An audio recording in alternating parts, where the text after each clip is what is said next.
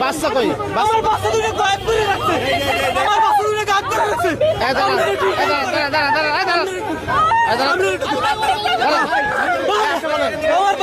আমার শ্বশুর শাশুড়ির কারণে আমার শ্বশুর শাশুড়ি রয়ে গেছে আমার শ্বশুর শাশুড়ি গায়েব করেছে আমার শ্বশুর শাশুড়ি